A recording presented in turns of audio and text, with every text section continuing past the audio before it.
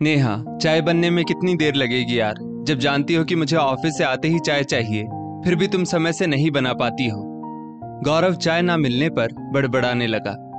गौरव, रोज office से आकर मैं सबसे पहले चाय ही बनाती हूँ। आज जरा सिर में दर्द हो रहा था तो 2 मिनट लेट गई और तुम इतनी सी बात पर आफत मचा रहे हो। मैं आफत मचा रहा हूँ कि तुम बहस कर रही हो? गौरव बोला। मैं बहस कर रही हूँ? पूरे दिन मैं घर और ऑफिस के कामों में लगी रहती हूँ। अपना चैन, अपना सुकून, सब कुछ आप लोगों के लिए न्यौछावर करने को तत्पर रहती हूँ। फिर भी किसी को भी मेरी भावनाओं का जरा सा भी ख्याल नहीं। सुबह रसोई से सीधे ऑफिस दिखाई पड़ता है और ऑफिस का काम बॉस की झिकझिक से ऑफिस से सीधे रसोई में ही। मैं भी इंसान हूँ, थक जाती हूँ यार। कोई मुझे समझना क्यों नहीं चाहता?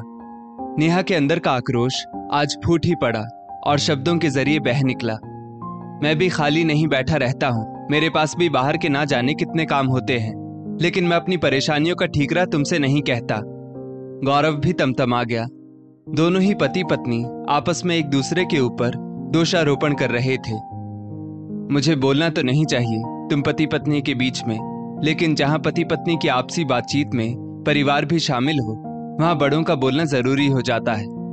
नेहा बहू बिल्कुल ठीक कह रही है। जिस दिन से वो इस घर में ब्याह कर आई, उसने गृहस्थी की सारी जिम्मेदारी अपने कंधों पर ले ली।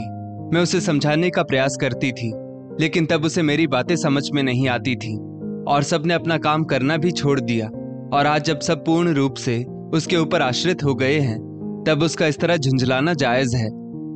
नेहा की सास शकुंतला देवी बात को संभालने का प्रयास करते हुए बोली, हमें मिलजुल कर इसका हल निकालना होगा।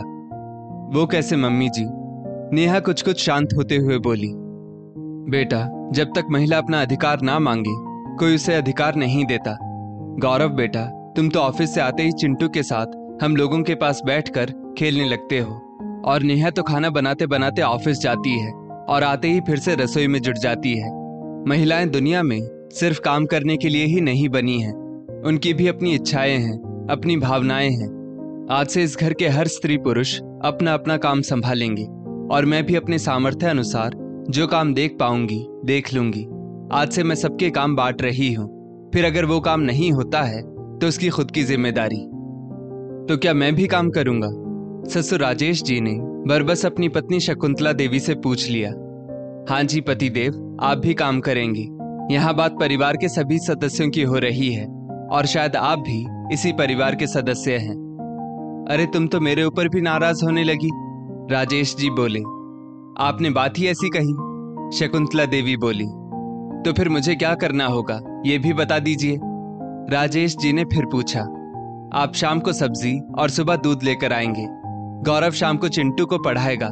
मैं शाम को सत्संग थोड़ी देर से चली जाऊंगी और शाम की चाय मैं बना दूंगी, और सुबह और शाम की थोड़ी पूजा पाठ कम करके नेहा बहू का रसोई में हाथ बटाऊंगी। मुझे अफसोस है अपनी सोच पर कि एक स्त्री होकर भी मैंने कभी नेहा बहू के दर्द के बारे में सोचा क्यों नहीं। शकुंतला जी ने अपना निर्णय सुनाते हुए कहा, मम्मी जी, मुझे काम में आपत्ति नहीं है, बस जब किसी को अपनी भावनाओं को कुचलते हुए देखती हूँ तब दिल बहुत ज्यादा दुख जाता है। नेहा फिर से रोने लगी। सॉरी नेहा, मुझे माफ कर दो।